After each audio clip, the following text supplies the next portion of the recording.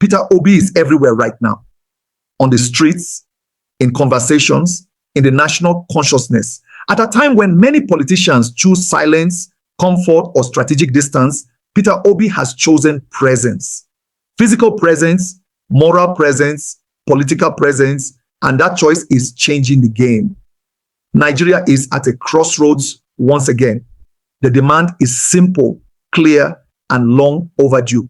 Direct, online, real-time transmission of election results as part of the new electoral reform. This is not a radical request. It is not an impossible one. It is the bare minimum for credibility, transparency, and trust in a modern democracy. Yet, as history has shown, simple demands often meet the strongest resistance. What makes this moment different is not just the protest itself. It is who showed up. Peter Obi did not send a statement. He did not tweet from a distance. He did not hide behind party structures or political calculations. He showed up. And in Nigeria, showing up means everything. His involvement instantly transformed what could have been dismissed as another protest into a national moment. Cameras turned. Conversations shifted. The energy changed. What people began to see was not just a protest, but a movement with direction, discipline, and credibility. This is what many now call the Peter Obi effect. The effect is not noise. It is not chaos. It is not aggression. It is calm pressure, moral clarity, and an unusual ability to unify people who normally stand apart. Nowhere is this more evident than in the North and Abuja. For years, Nigerian politics has thrived on division. North versus South, Muslim versus Christian, youth versus elders. But something different is happening. In Abuja, the nation's political nerve center, young people are no longer asking where Peter Obi is from. They are asking what he stands for. And what he stands for is becoming increasingly clear. Transparency, accountability, a future where votes actually count.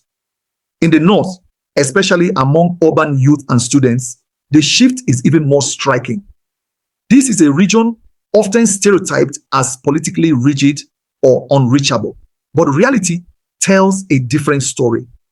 Northern youths are tired of recycled promises, tired of elections whose outcomes feel predetermined, tired of being used as numbers and discarded after votes are counted. Peter Obi's approach speaks directly to that frustration. He does not shout, he does not insult, he does not patronize, he listens, he explains, he stands with. And that posture has resonance. In Abuja protests, you see young people holding placards, not just with demands, but with hope. Hope that this time the system might bend. Hope that someone within the political class is willing to risk comfort for credibility. The demand for real-time online transmission of election results is powerful because it removes the shadows where manipulation thrives. It tells Nigerians what you vote is what we all see, instantly, transparently, without middlemen. Peter Obi understands that this single reform strikes at the heart of electoral fraud. And by lending his voice and body to the protest, he sends a message to the National Assembly. The people are watching and history is recording. For the youths especially, this moment feels personal. This is a generation raised on technology, speed, and visibility. Asking them to trust opaque system and delayed results feels like an insult. Peter Obi's alignment with their demand validates their intelligence and their agency. That is why the youth are following him.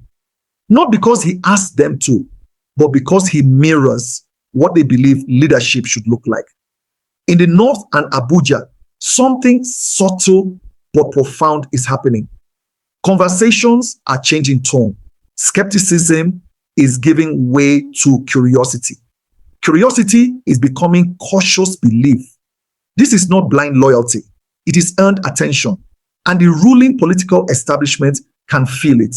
When a protest gains legitimacy, it becomes dangerous to ignore. When that legitimacy is amplified by a figure who has consistently preached accountability, prudence, and reform, the pressure multiplies. Peter Obi's presence has done exactly that. He has connected the dots between civic activism and political responsibility. He has reminded Nigerians that democracy is not just about elections every 4 years, but about constant engagement. Whether the bill passes immediately or not, one thing is already clear. The genie is out of the bottle. Nigerians, especially young Nigerians, now know that peaceful pressure works when it is organized, principled, and visible. The North is watching, Abuja is listening, and the youths are leading. This moment may well be remembered as the point where political apathy cracked. Not through violence, but through courage. Peter Obi did not create the demand for transparent elections. Nigerians did. But by standing in the middle of it, he has amplified it. And that amplification is echoing far beyond the protest grounds, into homes, campuses, markets, and the halls of power. The Peter Obi effect is no longer a southern story. It is becoming a national one.